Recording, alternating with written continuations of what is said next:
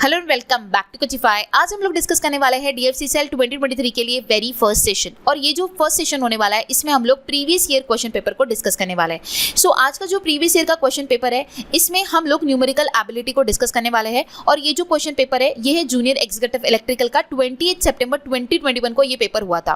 Okay, सो इस paper से हम लोग न्यूमेरिकल एबिलिटी के कुछ क्वेश्चन जो पूछे गए थे वो सारे के सारे सवाल आज हम लोग डिस्कस करने वाले हैं। ओके, सो इससे आप लोगों को क्या करना है, आपको ये एनालाइज करना है कि प्रीवियस ईयर की जो डीएफसी सेल की एग्जामिनेशन हुई इसमें किस लेवल के क्वेश्चंस जो है पूछे गए थे, क्या टाइप से क्वेश्चंस आए थे, कौन से टॉपिक्स को कवर अप किया गया था, ये सारी चीज़ें आप लोगों को एनालाइज करना है ताकि आप लोगों को ये पता चले कि आप लोगों को भी जो फर्दर स्टडी करनी है उसके अकॉर्डिंगली ही स्टार्ट करना है कि कौन से टॉपिक से क्वेश्चंस जो है वो आते हैं, क्या लेवल पूछा जाता है, इजी लेवल है, मॉडरेट लेवल है, डिफिकल्ट लेवल है, ये आपको एनालाइज करना है। ओके, और ये भी आप लोगों को सारी चीज़ें बताने वाली हूँ। ओके, हम लोग सिर्फ न्यूमेरिकल एबिलिटी का ही, ऐसा नहीं कि मैं प्री वाई क्यूज प्रोवाइड करूँगी, आप लोगों को जनरल इंटेलिजेंस का भी प्रोवाइड करूँगी, जनरल अवेयरनेस की भी क्वेश्चंस मैं आप लोगों को प्रोवाइड करने वाली हूँ। तो स्टार्टिंग के जो आपके डीएफसी सेल के कुछ सेशंस होने वाले वो PYQ बेस्ड ही होने वाले, सो दैट हमारा जो फर्दर प्रिपरेशन हो वो अकॉर्डिंग टू PYQ हो और एक परफेक्ट प्रिपरेशन हो। करेक्ट। सो अभी स्टार्ट करते हैं और देखते हैं किस टाइप के क्वेश्चंस पूछे गए थे इस पर्टिकुलर एग्जामिनेशन में न्यूमेरिकल एबिलिटी के। ओके, स्टार्ट करने से पहले आप लोगों को ये बताना चाहती हूँ कि अगर आप लोगों ने ये सेशन जो है नहीं देखा होगा, मैंने आप लोगों को ये सेशन प्रोवाइड किया है जिसमें मैंने आप लोगों को बताया कि CBT 1 को किस तरह आप लोगों को क्रैक करना है, और क्रैक करने के लिए मैंने आप लोगों के लिए एक सुपर MCQ कोर्स भी आपको प्रोवाइड किया है। ओके, सो इसकी सारी डिटेल जानकारी आपको इस सेशन में मिल जाएंगी, जिसका लिंक मैं आपको डिस्क्रिप्शन बॉक्स में प्रोवाइड करवा देती हूँ। ये मैंने आप लोगों को कल ही ये सेशन आप लोगों को प्रोवाइड किया है। जिन लोगों ने देख लिया है बहुत अच्छी बात है, जिन लोगों ने नहीं देखा है आपका थोड़ा सा समय जरूर जाएगा, लेकिन आपको सारी कंप्लीट आइडिया मिल जाएगी related to non technical CBT 1 and CBT 2 के लिए। ओके, सो बहुत ही ज़्यादा इंपॉर्टेंट सेशन है, कंप्लीट जाकर जरूर देखिएगा। ओके, सो अभी हमारे सेशन की ओर मूव ऑन करते हैं। सो आज हम लोग जो देख रहे हैं वो जूनियर एग्जीक्यूटिव का इलेक्ट्रिकल का पेपर था, न्यूमेरिकल एबिलिटी का। 28 सितंबर 2021 को ये पेपर हुआ था। 12 क्वेश्चंस होने वाले हैं न्यूमेरिकल एबिलिटी के, एंड सारे के सारे क्वेश्चन बहुत ही ईजी क्वेश्चन है, कुछ इंटरेस्टिंग क्वेश्चन है। सो स्टार्ट करते हैं सेशन को। सबसे पहला क्वेश्चन है हमारा related to time and work. Okay, question को रीड करते हैं। जब भी आपके सामने मैथमेटिक्स का क्वेश्चन आता है आप लोगों को क्वेश्चन को धीरे और कामली रीड करना है। ओके, कहीं पे भी पैनिक नहीं करना है और एकदम फास्ट में क्वेश्चन को रीड नहीं करना है, क्योंकि जब भी हम लोग क्विकली मैथमेटिक्स का क्वेश्चन रीड करते हैं तो हमें सारी चीज़ें समझ नहीं आती है, और जब क्वेश्चन खत्म हो जाता है तब हम लोगों को ये लगता है कि क्वेश्चन डिफिकल्ट है और हम लोग स्विच कर देते हैं टुवर्ड्स नेक्स्ट क्वेश्चन। ओके, सो ये हमारा टारगेट नहीं होना चाहिए। जब भी हम लोग मैथमेटिक्स का क्वेश्चन पढ़ते हैं धीरे पढ़ना है, कामली पढ़ना है, जितनी इन्फॉर्मेशन मिल रही है अकॉर्डिंगली सॉल्व भी करना है। ओके, तो स्टार्ट करते हैं। सो क्वेश्चन में ये बोला गया है कि J can alone do a piece of work in 7.5 days, मतलब J अकेला जो है वो 7.5 डेज वर्क करता है। Okay, K and L together can complete this same work in 5 days. K और L जो है ये दोनों मिलकर जब काम करते हैं तो वो 5 डेज के लिए वर्क करते हैं। Okay, in how many days will J, K and L together complete the same work. अगर J, K और L तीनों काम करते हैं तो वो तीनों कितने दिन में वो सेम काम कंप्लीट करेंगे ये हमें बताना है। J जितने दिन में J जो काम करता है वो 7.5 डेज में कंप्लीट करता है, उतना ही काम K और L कितने दिन में कंप्लीट करते हैं, 5 डेज में कंप्लीट करते हैं। सो उतना ही काम अगर तीनों मिलके करते हैं तो वो कितना दिन में कंप्लीट करेंगे ये हमें बताना है। ओके, सो ये जो क्वेश्चन है ये क्वेश्चन आता है टाइम एंड वर्क के फर्स्ट टाइप का, टाइप 1 का ये क्वेश्चन है। अगर आप लोगों ने मेरे कुछ प्रीवियस सेशन देखे होंगे, कोई और भी न्यूमेरिकल एबिलिटी का अगर आप लोगों ने टाइम एंड वर्क का कोई सेशन देखा होगा तो डेफिनेटली आप सभी को पता होगा। ओके, सो ये जो क्वेश्चन जो है बहुत सिंपल माना जाता है, क्योंकि ये जो टाइप 1 होता है ये होता है related to LCM method. Okay, so LCM के माध्यम से जो है हम इस क्वेश्चन को सॉल्व करने की कोशिश करेंगे। अब LCM आप लोग किसका निकालोगे, जितना डेज ये लोग वर्क करते हैं उसका आप लोग LCM निकालोगे, और जो LCM निकलता है वो जाना जाता है टाइम टोटल वर्क। क्या जाना जाता है, टोटल वर्क। सो हम लोग J का जो डेज है 7.5 और K प्लस L का जो डेज है 5, इन 7.5 का और इस 5 का हम लोग निकालेंगे LCM। LCM किस तरह निकालना है मैं आपको बताऊंगी। LCM इज इक्वल्स टू होता है कॉमन इनटू अनकॉमन मल्टीपल। क्या होता है, common into uncommon multiple. Okay, so यही होता है LCM। तो LCM निकालना सबसे पहले मैं आपको बताऊंगी, एकदम बेसिक से मैं आपको बताऊंगी। अगर आप लोगों को LCM निकालना आता है तो बहुत अच्छी बात है, ठीक है, आप निकाल सकते हो, पर जिन लोगों को नहीं आता है उन लोगों को मैं एक्सप्लेन करूंगी। अब देखिए यहाँ पे 7.5 और 5 है। अब ये पॉइंट आ गया तो आप कहोगे कि पॉइंट का अगर आप कैलकुलेट करोगे तो आपको थोड़ा जो है कैलकुलेशन टफ हो जाएगा, करेक्ट। तो हम लोग इस पॉइंट को अगर हटा देते हैं तो ये क्या हो जाएगा 75 हो जाएगा अगर मैं पॉइंट को हटा देती हूँ। यहाँ पे अगर मैंने पॉइंट को हटाया तो यहाँ पे मुझे ऐड करना पड़ेगा, तो ये हो जाएगा 50। समझ आया? ठीक है, इतना बेसिक अंडरस्टैंडिंग तो सभी को होगा। ओके, अब ये 75 और 50 के कॉमन मल्टीपल्स मुझे पता करना रहेगा। तो इसका अगर मैं कॉमन मल्टीपल देखूँ तो सिर्फ 5 आता है कॉमन मल्टीपल, बाकी कोई नंबर नहीं आता है, ना 15 आता है, ना 25 आता है, ना 10 आता है, ना 20 आता है, कोई भी नहीं। सो 5 जो है वो इकलौता एक कॉमन मल्टीपल है, तो 5 से डिवाइड किया जाएगा 75 को। ओके, सो यहाँ पे क्या हो जाएगा 15 आ जाएगा। ओके, यहाँ पे क्या आ जाएगा 10। ओके, फर्दर अगर मैं कॉमन मल्टीपल की बात करूँ तो 5 ही आएगा, 5 3 ज़ा 15 एंड 5 2 ज़ा 10। अब 3 और 2 का कोई कॉमन मल्टीपल नहीं है, ये दोनों भी अनकॉमन है और ये दोनों नंबर जो है इसका और रिड्यूस फॉर्म भी नहीं हो सकता है। ओके, तो यही होगा हमारा एलसीएम, मतलब कि कॉमन इंटू अनकॉमन। कॉमन क्या था 5 इंटू 5, अनकॉमन क्या है 3 इंटू 2। समझ आया आप लोगों को? यही होता है एलसीएम, कॉमन इंटू अनकॉमन। सो 5 5 ज़ा कितना हो जाएगा 25, 25 3 ज़ा हो जाएगा 75, 75 2 ज़ा हो जाएगा 150। और ये जो आपका एलसीएम निकल कर आता है ये कहलाता है टोटल वर्क। क्या कहलाता है? ये टोटल वर्क कहलाता है, ये आपको ध्यान में रखना है।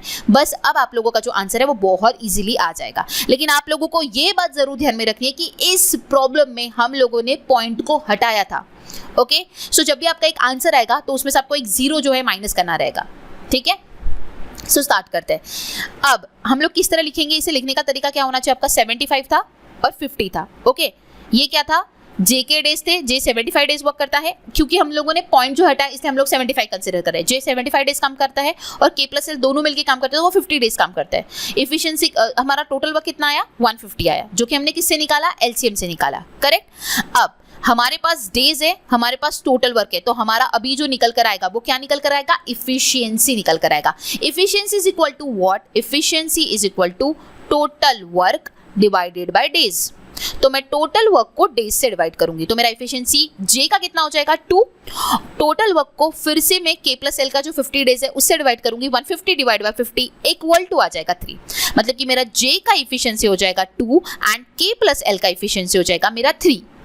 आई होप आप सभी को जो भी मैं एक्सप्लेन कर रही हूँ वो अच्छी तरीके से समझ आ रहा होगा। ओके, अब हमारा इफिशियंसी निकल चुका है, तीनों का निकल चुका है, मतलब कि जे का निकल चुका है और के प्लस एल का भी निकल चुका है। तो क्या मैं अब ये निकाल सकती हूँ कि जे के एंड एल तीनों मिलके जो अगर सेम काम करते हैं तो वो कितने दिन में काम कंप्लीट करेंगे? Yes, absolutely. क्यों? क्योंकि मेरे पास टोटल वर्क है और मेरे पास एफिशिएंसी भी है। अगर मेरे पास टोटल वर्क और एफिशिएंसी है तो मैं डेज तो निकाल ही सकती हूँ, क्योंकि फॉर्मूला क्या है? Efficiency is equal to total work divided by days. तो मैं क्या करूंगी, जो टोटल वर्क है 150 इसको डिवाइड कर दूंगी इफिशियंसी, तो मेरे डेज निकल जाएंगे। Days is equal to 150 divided by efficiency. J plus K plus L का इफिशियंसी कितना हो जाएगा 5। कैसे निकाला? जे का 2 था, के प्लस एल का 3 था, तो जे प्लस के प्लस एल का कितना हो जाएगा 5 हो जाएगा। Okay, so 150 divided bye 5 answer will B 30।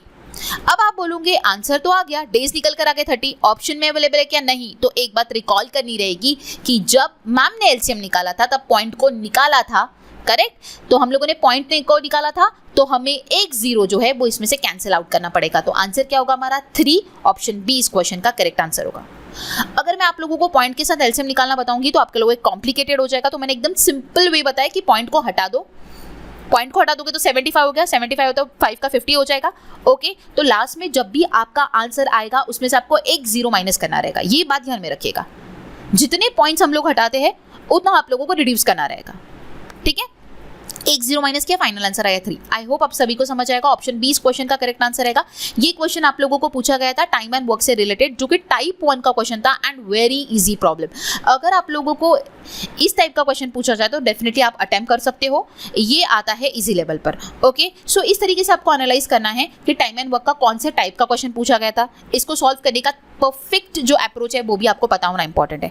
अगर आप लोगों को एलसीएम मेथड आती है तो आप लोगों के लिए इस क्वेश्चन को अटेम्प्ट करना बहुत ईजी है, क्योंकि आप देख सकते हो एक बार एलसीएम निकल जाता है तो टोटल वर्क निकल जाता है, टोटल वर्क निकल जाता है तो इफिशिएंसी निकल जाता है, बस फिर days is equal to what? Total work divided by days. Okay, total work divided by मैंने इफिशिएंसी किया तो मेरा डेज निकल कर आ गया, करेक्ट। सो आंसर हुआ हमारा 3 डेज। ऑप्शन बी इस क्वेश्चन का करेक्ट आंसर होगा। ओके, सो बढ़ते हमारे नेक्स्ट क्वेश्चन की और देखते हमारा नेक्स्ट क्वेश्चन, देखते कौन से टॉपिक से नेक्स्ट क्वेश्चन पूछा गया था। If p by 2 equals to q by 6 equals to r by 8, then what is the value of r plus p का whole square is to p plus q का whole square is to q plus r का whole square. So यहाँ पे ratio जो है आप लोगों को फाइंड आउट करना है, एक इक्वेशन आप लोगों को प्रोवाइड किया हुआ है। बहुत ही सिंपल सा क्वेश्चन है, कुछ भी डिफिकल्ट नहीं है। देखिए क्या बोला गया है, p by 2 equals to q by 6 equals to r by 8। Okay अब ये 2 6 8 है, क्या मैं इसका रिड्यूस फॉर्म में इसे कन्वर्ट कर दूं तो इजी हो जाएगा? यस, तो हम सबसे पहले इसको रिड्यूस फॉर्म में कन्वर्ट कर देंगे।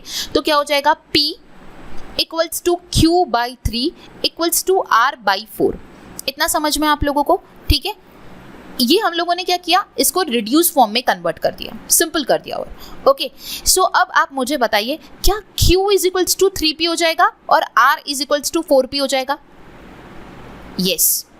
कैसे निकाला? देखिए बहुत ही सिंपल है। p equals to q by 3 अगर मैं इतना ही देखूं तो p equals to q by 3 अगर मैं इतना ही देखती हूं तो q इक्वल्स टू क्या हो जाएगा, 3 को p से मल्टीप्लाई, 3p हो गया। समझ आया इतना? और वही मैं p से सेम कंपेयर करूं r बाई 4 को, p equals to r by 4, तो r इक्वल्स टू क्या हो जाएगा, 4 को p से मल्टीप्लाई 4p। समझ आ गया? मतलब कि q इज इक्वल टू मैंने 3p कर दिया और r is equal to 4p कर दिया। अब ये मैंने क्यों किया, ये आपको आगे आगे जैसे क्वेश्चन अटेम्प्ट होगा आपको समझ आ जाएगा। ओके सो हमारा इतना आ गया है। ओके अब हम इसे फर्दर सॉल्व करते हैं। हमारे पास इक्वेशन क्या दिया हुआ है, r प्लस p का whole square is to p plus q का whole square is to q plus r का होल स्क्वायर। ओके अब हम लोग क्या करेंगे, हमारे पास आप लोग देख पा रहे होंगे r की वैल्यू निकल कर आ गई है जो कि ये 4p, ठीक है, और q की भी वैल्यू निकल कर आई है दैट इज 3p। सो ये जो वैल्यूज है हम इस इक्वेशन में पुट करेंगे और आंसर निकालने की कोशिश करेंगे। ओके सो r की वैल्यू है 4p प्लस p का whole square. Okay then p plus q का वैल्यू कितना आया, 3p का होल स्क्वायर। देन q का वैल्यू कितना आया, 3p, और r का वैल्यू कितना है, 4p का होल स्क्वायर। आपको एक बात समझ में आई क्या, ये इक्वेशन जरूर था p, q और r के फॉर्म में, लेकिन अब ये कंप्लीटली p के फॉर्म में कन्वर्ट हो चुका है। ठीक है, आप लोगों के लिए सॉल्व करना इजी हो गया, करेक्ट? तो इसी तरीके से आपको सॉल्व करना है। जब भी आपको रेशियो पूछा जाता है तो आपको एक वेरिएबल में इसे कन्वर्ट करना रहेगा। और जो भी इजीएस्ट है, हम लोगों ने p को ही क्यों पिक किया, क्योंकि p के डिनोमिनेटर में कुछ भी नहीं था, बहुत इजी था q और r की वैल्यूज को p में कन्वर्ट करना, इसलिए हम लोगों ने q और r की वैल्यू को p में कन्वर्ट कर दिया। और अगर आप लोग इक्वेशन देखते हो तो आप लोगों को ये बात पता चल गई है कि लास्ट जो इक्वेशन था वो q और r का था। अगर मैं p के फॉर्म में नहीं कन्वर्ट करती तो शायद इक्वेशन को अगर फॉर्म में करती तो वो क्रिटिकल बन जाता था। ठीक है, तो हमको इजीएस्ट वे से जाना है, तो आप लोगों का आपका जो थिंकिंग होना चाहिए वो भी उसी तरीके से होना चाहिए। ओके सो हमने p में पूरे इक्वेशन को कन्वर्ट कर दिया। 4p प्लस p कितना हो जाएगा, 5p का होल स्क्वायर, जो कि हो जाएगा 25p स्क्वायर। इतना समझ आता है, मैंने डायरेक्टली लिख दिया। एक जो स्टेप थी वो मैंने स्किप की यहाँ पे। आई होप आप इतनी तो कंसिडर कर ही सकते हो। 3p plus p is 4p and 4p का square is what, 16p square. Okay 4p plus 3p is 7p, 7p का whole square is 49p square. Okay p square क्या हो जाएगा, तीनों भी कैंसिल हो जाएगा। ओके क्योंकि कॉमन है। आंसर क्या हो जाएगा, 25:16:49। क्या इसका रेड्यूस फॉर्म हो सकता है? No, it is not possible. So answer will be what, option A इस क्वेश्चन का करेक्ट आंसर हो जाएगा। सिंपल था, बहुत सिंपल था। अगर आप लोगों को अगेन मैं एक ही चीज़ कहूँगी, जो भी मैं आप लोगों को सेशन पढ़ाऊंगी, अगर आपको एक बेस्ट और करेक्ट अप्रोच पता है तो आप क्विकली कर सकते हो। आप टाइमर लगा के सॉल्व करके देखिए, आप लोगों का आंसर जो है विद इन 30 सेकेंड आएगा। क्योंकि मैं आपको एक्सप्लेन कर रही हूँ तो मैं टाइम ले रही हूँ, लेकिन अगर आप एक बेस्ट देखो, सबसे पहले क्या किया ना, मैंने रिड्यूस फॉर्म में कन्वर्ट किया। अगर आप रिड्यूस फॉर्म में नहीं कन्वर्ट करते हो तो अननेसेसरी आप उसको क्रॉस मल्टीप्लाई में टाइम स्पेंड कर दोगे। ओके सो सबसे पहले रिड्यूस फॉर्म में कन्वर्ट किया और q और r को सिंपली p में कन्वर्ट कर दिया और बस वो इक्वेशन में वैल्यूज को पुटअप किया और आंसर फाइंड आउट किया। ओके सो ऑप्शन ए इस क्वेश्चन का करेक्ट आंसर होगा। नेक्स्ट क्वेश्चन को देखते हैं। Next question is related to mensuration और उसमें का एकदम सिंपल क्वेश्चन है, अगर आपको फॉर्मूला आता है तो, अदरवाइज सिंपल नहीं है। Okay if the circumference of the circle is 44 centimetre, what is its radius. अब देखिए मेंसुरेशन के ऊपर ये पूछा गया सवाल है। ओके अब मेंसुरेशन का सवाल मैं तभी इजी कह सकती हूँ जब मुझे each and every formula related to mensuration आता हो। ओके अब ईच एंड एवरी फॉर्मूला इसलिए कह रही हूँ मैं, अभी आप लोगों को प्रीवियसली सिंपल सा सर्कमफरेंस ऑफ सर्कल पूछा गया। नॉट नेसेसरी कि आने वाले इस एग्जामिनेशन में भी सर्कमफरेंस ऑफ सर्कल ही पूछा जाए, कुछ और भी मेंसुरेशन का टॉपिक से वो कुछ भी पूछ सकता है। वॉल्यूम पूछ सकता है, कर्व सरफेस पूछ सकता है, टोटल सरफेस एरिया पूछ सकता है, नॉर्मल जो है टोटल एरिया पूछ सकता है सर्कल का, या फिर कोई भी अदर शेप से रिलेटेड कोई भी आपको फॉर्मूला बेस्ड क्वेश्चन पूछा जा सकता है। इसलिए मैंने कहा ईच एंड एवरी मेंसुरेशन के ऊपर आपको जो है फॉर्मूला याद होना इंपॉर्टेंट है। ओके, सो सारे फॉर्मूलेस की लिस्ट बनाइए, जिस रूम में भी जहाँ पर भी आप स्टडी करते हो, अगर आप मोबाइल फोन में स्टडी करते हो तो वो मोबाइल फोन में से रखिए, डेली उसे रीड कीजिए। 5 to 10 डेज अगर आप डेली उसे रीड करते हो सो ऑटोमेटिकली आपको वो याद हो जाएंगे। आज सच कुछ स्पेशल वर्क करने की ज़रूरत नहीं है, बट आपको मैं एक ही चीज़ कहूँगी, मेंसुरेशन रिलेटेड सारे फॉर्मूलाज याद करना है, और मैं सारे फॉर्मूलाज की लिस्ट आपको जल्द ही प्रोवाइड करने वाली हूँ। ओके, सो यहाँ पे क्या बोला जा रहा है, if the circumference of circle is 44 centimetre, what is its radius. Okay, so circumference of circle का फॉर्मूला होता है 2πr and area of circle का फॉर्मूला होता है πr²। सो यहाँ पे कंफ्यूज नहीं होना है, ये दोनों फॉर्मूलाज को अच्छी तरीके से ध्यान में रखना है। Circumference of circle is what 2πr। Okay, so मैंने लिख दिया यहाँ पे 2πr, और आपको यहाँ पे सर्कमफरेंस ऑफ सर्कल जो है वो मेंशन किया हुआ है, वो कितना है 44 दिया हुआ है। Okay, so 44 is equal to क्या हो जाएगा 2πr। पाई की वैल्यू क्या होती है सभी को बताओगे 22/7। ओके, ये बात ध्यान में रखनी है, 22/7 क्या होती है, पाई की वैल्यू होती है। ओके, और उसी की अगर डेसिमल वैल्यू बोलूँ तो वो होती है 3.14। ओके, सो जब भी अब आपको ये 22/7 या फिर 3.14 ये कहाँ पे लगाना है, ये आपका जो है यहाँ पर आपको लॉजिक सही तरीके से अप्लाई करना है। जब भी आपको नजर आ रहा है कि साइड की वैल्यूज यहाँ पे ऐसी वैल्यूज है जो 22 से डिविजिबल है, तो आपको 22/7 की वैल्यू लगाना है। लेकिन आपको पता है कि ऐसा कोई भी नंबर आजू बाजू में ऐसा नहीं है कि जो डिविजिबल नहीं है, या फिर उससे आपके इक्वेशन, अगर आप फ्रैक्शन में एक नंबर लेते हो और आपके कैलकुलेशन अगर क्रिटिकल होते हैं, मतलब कि कॉम्प्लिकेटेड होते हैं, तो आपको 3.14 लेना है। सो ये आपको अंडरस्टैंडिंग होनी चाहिए पाई की वैल्यू आपको कौन सी कंसिडर करना है। मैं यहाँ पे कौन सी कंसिडर करूँगी 22/7। क्यों? क्योंकि साइड में मुझे 44 नजर आ रहा है जो कि 22 से इजीली डिवाइड हो जाएगा। ओके, सो यहाँ पे लेंगे 44 is equal to 2 into 22/7 into R. R तो हमें फाइंड आउट ही करना है, पाई की value 22/7, 22 1s are 22, 22 2s are 44। Okay, so R का वैल्यू क्या हो जाएगा 2 कैंसिल, आर का वैल्यू कितना हुआ आप लोगों का 7। समझ आया? Very very simple question. अगर आपको फॉर्मूला आता है तो बहुत ही सिंपल क्वेश्चन पूछा गया था, इससे सिंपल कुछ हो ही नहीं सकता। ओके, सिर्फ मेंसुरेशन में यही होता है, मेंसुरेशन से क्वेश्चंस काफ़ी इजी पूछे जाते हैं, लेकिन जो मेन खेल होता है वो फॉर्मूला होता है। फॉर्मूला याद करना है, सारी लिस्ट में जल्दी आप लोगों को प्रोवाइड करवा दूंगी सो दैट आपको कोई भी दिक्कत ना जाए। ओके, नेक्स्ट क्वेश्चन को देखते हैं। Suresh spent 70% of his income if his income is increase by 20%। क्या बोला गया है सुरेश, ये परसेंटेज बेस्ड क्वेश्चन है, सिंपल क्वेश्चन, अगेन कुछ डिफिकल्ट नहीं है। क्वेश्चन को पढ़ना है और उसे सॉल्व करने की कोशिश करनी है। क्या बोला गया है, सुरेश जो है वो 70% और अपना इनकम जो है वो स्पेंड करता है, मतलब कि वो उसका एक्सपेंस हो गया। अब जब भी ऐसा क्वेश्चन आप लोगों को पूछा जाता है तो आपको इनकम कितनी कंसिडर करनी है, ऑलवेज कंसिडर 100% जो है वो इनकम कंसिडर करना है। ओके, ऑलवेज ये बात ध्यान में रखना, इनकम कितनी हो जाएगी 100। ज़्यादा दिमाग नहीं लगाना है, 1 लाख 2 लाख 10,000 50,000 1500 ऐसे रैंडम वैल्यू नहीं लेना है, सिंपली 100 कंसिडर करना है इनकम को। ओके, अब सुरेश अगर 70% स्पेंड करता है, मतलब कितनी स्पेंड करता होगा, 100 का 70% कितना हो जाएगा 70। ठीक है, ये स्पेंड करता है मतलब कि उसका कितना क्या हो गया, ये उसका एक्सपेंस हो गया। ठीक है, सो 100 इनकम थी तब वो 70 रुपए क्या कर रहा था, स्पेंड कर रहा था।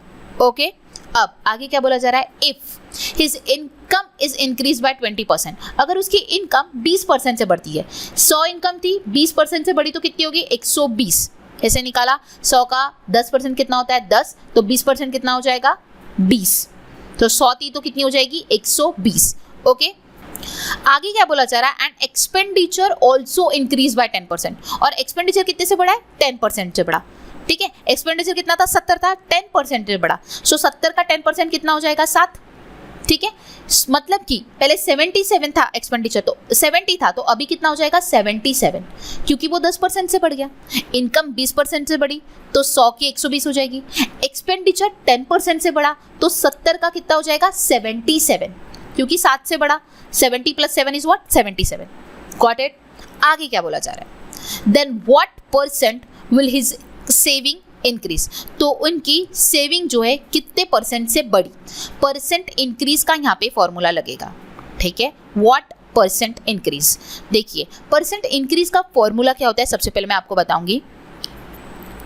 अब यहाँ पे परसेंट इंक्रीज बोला गया हमें, और बात की गई है सेविंग की। ओके, सो सबसे पहले अगर मैं बात करूं पहले वाले स्टेज में तो 100 माइनस 70 कितना हो जाएगा, सेविंग 30 हो जाएगा। और सेकेंड वाले स्टेज में 120 थी और 77 जो था वो एक्सपेंडिचर था, तो सेविंग कितना हो जाएगा, सेविंग हो जाएगा 43। ओके, सो 30 पहले सेविंग हुआ करता था और आफ्टर इंक्रीज सेविंग जो है वो 43 हो गया। ओके, अब यहाँ पे आप देख पा रहे होगे कि सेविंग जो है वो बढ़ी है, कितने से बढ़ी है, तो परसेंट इंक्रीज का अगर आपको फॉर्मूला पता करना है तो आप कैसे पता करोगे, इन दोनों का डिफरेंस, ठीक है, difference upon smaller number into 100। Difference किनका निकालोगे, सेविंग का, ठीक है, डिफरेंस ऑफ सेविंग्स कितना है 43 माइनस 30 कितना हो जाएगा 13। ओके, 13 आ गया। अब जब भी परसेंट इंक्रीज पूछा गया डिनोमिनेटर में स्मॉलर नंबर लोगे, दैट मीन्स 30। 43 और 30 में स्मॉलर क्या है, 30 है, तो डिनोमिनेटर क्या हो जाएगा 30 इंटू 100। और जब भी परसेंट डिक्रीज पूछा जाएगा तो डिफरेंस लोगे, डिनोमिनेटर में ग्रेटर नंबर लोगे इंटू 100 हो जाएगा। जब भी परसेंट डिक्रीज पूछा जाएगा, परसेंट इंक्रीज तो डिनोमिनेटर में स्मॉलर नंबर, परसेंट डिक्रीज तो डिनोमिनेटर में greater number.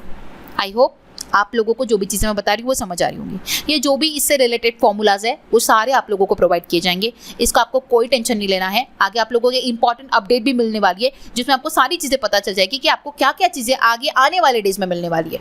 Okay, so stay tune and continue कीजिए इस सेशन को। ओके, सो हमारा फॉर्मूला क्या हो, परसेंटेज इंक्रीज का difference upon smaller number into 100। Difference था 13 डिवाइडेड बाय 30 इंटू 100। ओके, 0 0 क्या हो गया, कैंसिल हो गया, 0 0 कैंसिल होगा, 130 डिवाइडेड बाय 3, ठीक है। सो आंसर हो जाएगा 3 4 जा 12, 1 0 3 3 जा 9, फिर से 1 बचा 3 3 जा 9, 43.33 जो है इस क्वेश्चन का करेक्ट आंसर होगा। ऑप्शन बी इस क्वेश्चन का एग्जैक्टली करेक्ट आंसर होगा। देखिए 2 स्टेप में आंसर आया है, मैंने बहुत ही सिंपल रखा, इनकम को 100% कंसिडर किया, जो एक्सपेंडिचर था वो 70 था, ठीक है। सो 100 का 70% एक्सपेंडिचर है तो 70 रुपए जो एक्सपेंडिचर हुआ, तो सेविंग कितना हो गया 30 हो गया। ओके, फिर इनकम बढ़ गई 20% से तो 100 की कितनी होगी 120 होगी, और एक्सपेंडिचर है वो 10% से बढ़ा, पहले 70 था तो कितना हो गया 77 हो गया, तो सेविंग कितनी होगी 120 माइनस 77 इज 43। अब हमें बताना था इंक्रीज तो हुई सेविंग में, कितने परसेंट से इंक्रीज हुई ये बताना था, तो परसेंट इंक्रीज का फॉर्मूला था difference of the saving divided by smaller number into 100, क्योंकि परसेंट इंक्रीज था तो स्मॉलर नंबर से डिवाइड करना है। सॉल्व किया, आंसर है 43.3, ऑप्शन बी इस क्वेश्चन का करेक्ट आंसर होगा। Okay, next question. A milk trader buys 50 litres of milk at the rate of ₹40 per litre and mixes 10 litre of the water in it. देखिए ये जो question पूछा गया है, ये जो क्वेश्चन है ये profit and loss based question है और बहुत ही सिंपल क्वेश्चन पूछा गया है। देखिए क्या बोला गया, एक मिल्क ट्रेडर है जो कि 50 लीटर मिल्क जो है वो खरीदता है, कितने रुपए के भाव से खरीदता है, ₹40 पर लीटर के भाव से खरीदता है, मतलब कि 50 लीटर्स वो मिल्क लेता है 40 पर लीटर के दाम से। ओके, मतलब कि वो कितने का मिल्क लेता होगा, 2000 रुपीज का, करेक्ट, इतना समझ आया। And mixes 10 litre of water in it, अब उसमें क्या करता है, 50 लीटर दूध लेता है, उसमें 10 लीटर जो है पानी मिलाता है, क्या डालता है इसमें, 10 लीटर पानी डालता है, ठीक है। अब टोटल कितना हो गया उसके पास, 60 लीटर पानी हो गया, खरीदा 60 लीटर वाटर मिल्क हो गया, सॉरी। ओके, खरीदा था 50 लीटर मिल्क, कितने रुपए में खरीदा था, 40 रुपए पर लीटर से खरीदा था, टोटल कितने का हुआ, 2000 रुपए का हुआ। लेकिन बाद में क्या करता है, उसमें 10 लीटर वाटर जो है उसमें ऐड कर देता है और उसे पूरा का पूरा अब सेल करता है, वो टोटल हुआ 60 लीटर, उसे सेल करता है वो 50 रुपीज पर लीटर के दाम से। ओके, 60 लीटर मिल्क वो 50 लीटर के दाम से बेच देता है, तो कितने में बेचा होगा उसने, 3000 में। कैसे निकाला, 60 इंटू 50, करेक्ट, मतलब खरीदा था, कॉस्ट प्राइस कितना था उसका 2000, बेचा कितने में उसने, सेलिंग प्राइस कितना उसका 3000 after adding milk. Okay, then what is the profit percentage, क्या पूछा गया यहाँ पे, प्रॉफिट परसेंट क्या है ये आप लोगों को पूछा गया। अब प्रॉफिट परसेंट का फॉर्मूला क्या होता है, प्रॉफिट परसेंट का फॉर्मूला होता है P अपॉन CP इंटू 100। क्या होता है, P अपॉन CP इंटू 100, मतलब कि profit upon cost price into 100।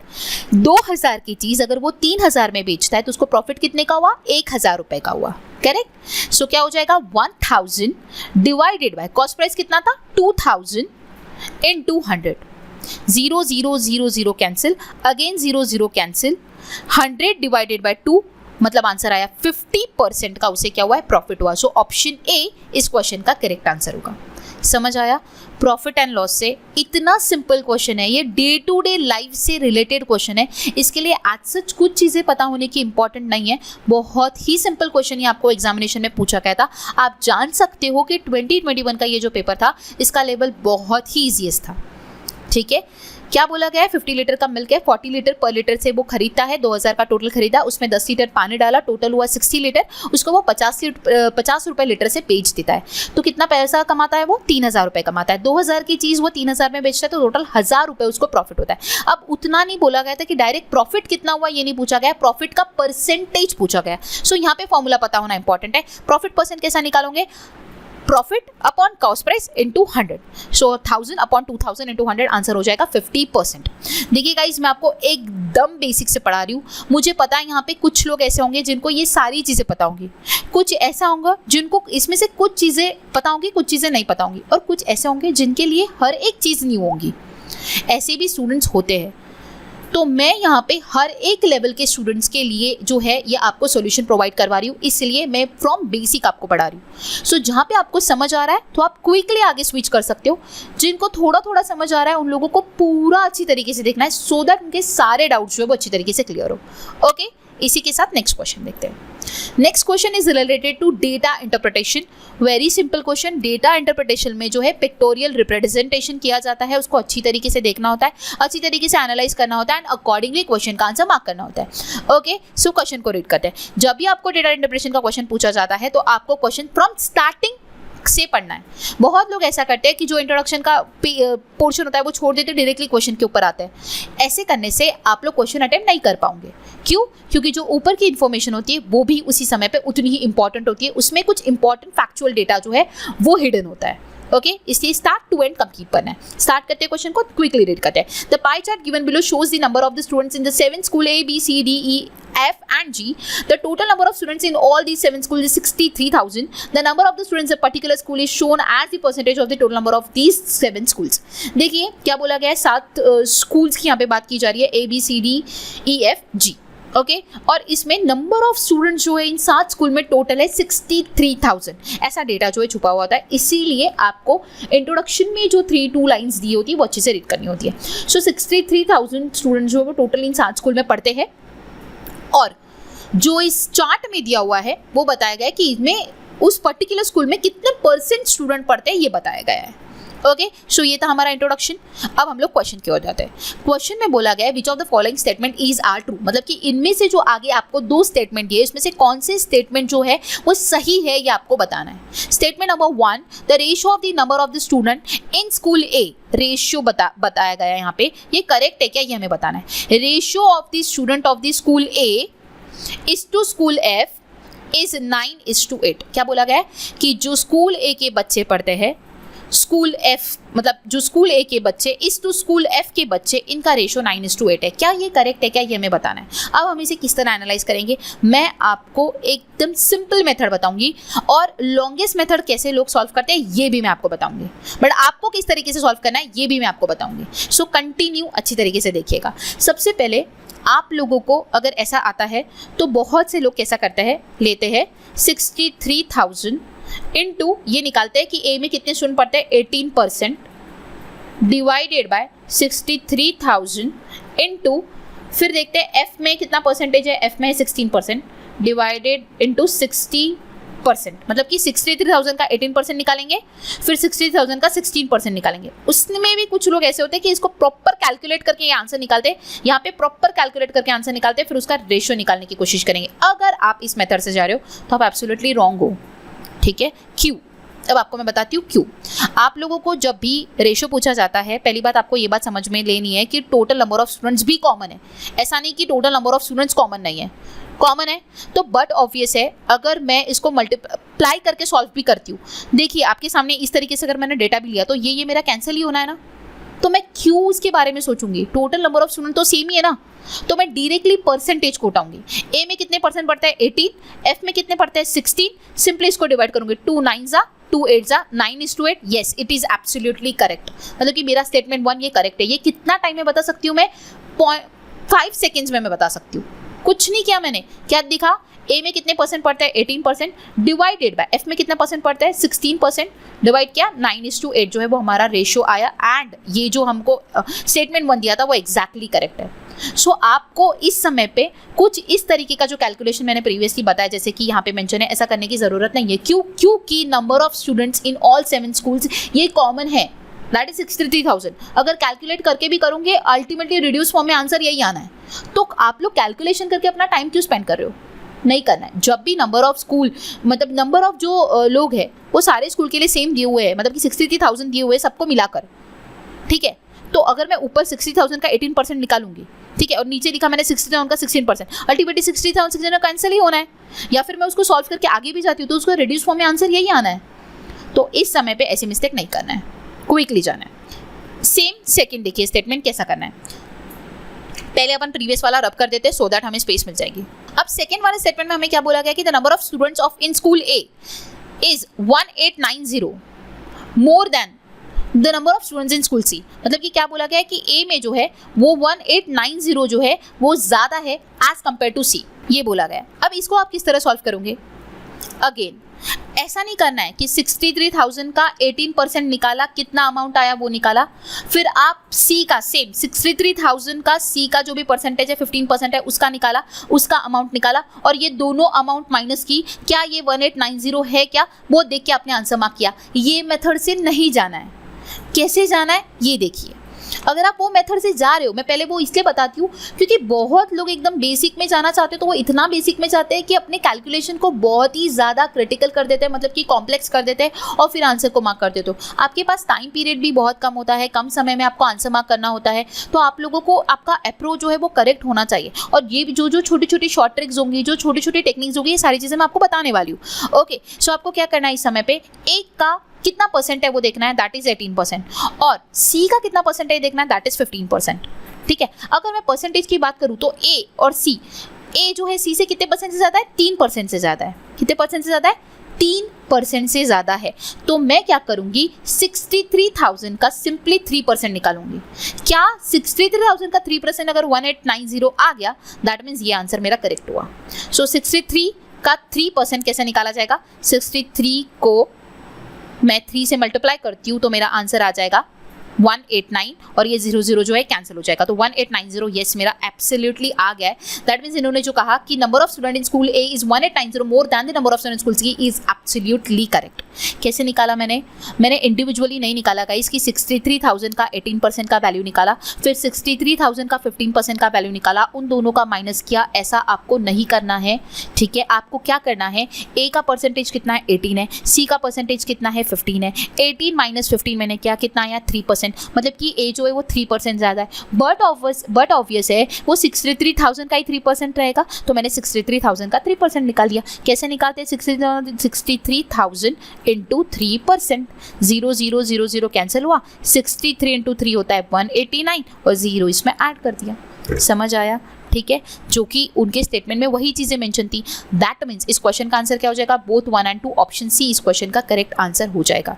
Okay, सो आप लोगों को यही अप्रोच रखना है एंड यही ईजीएस्ट अप्रोच है। ईजीएस्ट से ज़्यादा मैं ये कहूँगी कि ये एक क्विक अप्रोच है, जो कि आपका आंसर अदर स्टूडेंट्स अगर वो जो मैंने आपको बताया वो फॉलो करते होंगे तो उनका आंसर लेट आएगा as compare to your answer.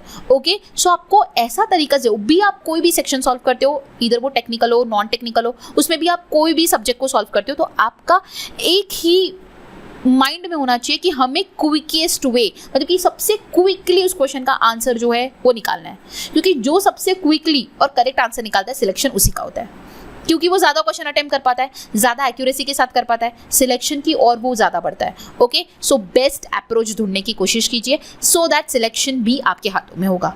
Okay, समझ आया, दोनों में मैंने बताया, रेशियो में भी बताया और जो हमने सेकेंड देखा था उसमें मैंने क्विक अप्रोच बताया है, लेंदी में से नहीं जाना है। ओके, बढ़ते हैं आगे। नेक्स्ट क्वेश्चन है हमारा, the difference between the compound interest and the simple interest on the sum of money at the rate of 40% per annum for 2 years is ₹2400, what is the amount. देखिए क्या बोला गया यहाँ पे कि जो सिंपल इंटरेस्ट और कंपाउंड इंटरेस्ट है उनका डिफरेंस जो है वो दिया था हमें, दैट इज 2400, और उसके ऊपर जो रेट ऑफ इंटरेस्ट है वो 40% दिया हुआ है, और कितने सालों के लिए, 2 सालों को। मतलब कि सिंपल इंटरेस्ट का और कंपाउंड इंटरेस्ट का एक सम ऑफ मनी के ऊपर का 2 साल का जो रेट ऑफ इंटरेस्ट है वो 40% है, और दोनों का जो सिंपल और कंपाउंड इंटरेस्ट का जो डिफरेंस है वो 2400 है। तो अमाउंट क्या है ये हमें बताना है। देखिए जब भी आपके सामने इस टाइप का क्वेश्चन है डिफरेंस बिटवीन वाला, ये बात ध्यान में रखिएगा।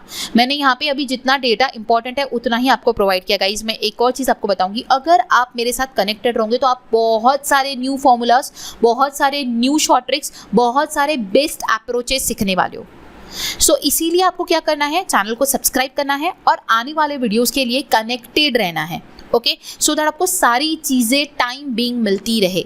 ओके, अब यहाँ पे इस क्वेश्चन को सॉल्व करने का सबसे सिंपल मेथड मैं आपको बताऊंगी, और अगर आप लेंदी मेथड से जाते हो तो वो भी मैं आपको बताऊंगी। लेंदी मेथड तो आपका 5 मिनट्स तक आंसर नहीं लाएगा, लेकिन शॉर्टकट मेथड आपका विद इन 30 सेकेंड आंसर ला दे। ठीक है, सो क्या बोला गया यहाँ पे, difference between compound and simple interest 2 साल का जो है वो 2400 है।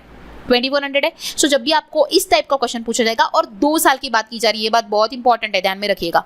2 साल का सिंपल इंटरेस्ट का और कंपाउंड इंटरेस्ट का आप लोगों को डिफरेंस दिया हुआ है, रेट ऑफ इंटरेस्ट 40% दिया हुआ है। जब भी 2 साल के लिए ऐसी बात की जाएगी तो आपका फॉर्मूला होगा CI - SI is equals to P into R/100 to the power में। देखिएगा इस क्या बोल रही हूँ, जब भी आपको 2 साल का सिंपल इंटरेस्ट और कंपाउंड इंटरेस्ट का डिफरेंस दिया रहेगा तभी ये फॉर्मूला जो है वर्क करेगा। अगर कभी कभी क्वेश्चन में 3 साल का भी डिफरेंस दिया रहता है तब फॉर्मूला चेंज होता है। वो फॉर्मूला मैंने खैर अभी यहाँ पे मेंशन नहीं किया है, ठीक है, आपको कंफ्यूजन होगा, इसीलिए आने वाले वीडियोस में वो भी मैं चीज़ें शेयर करूंगी। धीरे धीरे सारी चीज़ें मिलेंगी सो दैट आपको कोई भी कंफ्यूजन ना हो। ओके, सो 3 इयर्स का फॉर्मूला डिफरेंट होता है, ये बात ध्यान में रख लीजिएगा। 1 ईयर का जो डिफरेंस होता है CI - SI का वो 0 होता है, क्योंकि ये बेसिक है, ये सभी को पता होगा। ठीक है, क्योंकि पहले साल में जो सिंपल इंटरेस्ट से भी इंटरेस्ट मिलता है और कंपाउंड इंटरेस्ट का भी जो इंटरेस्ट लगता है वो सेम ही लगता है, that means difference will be 0।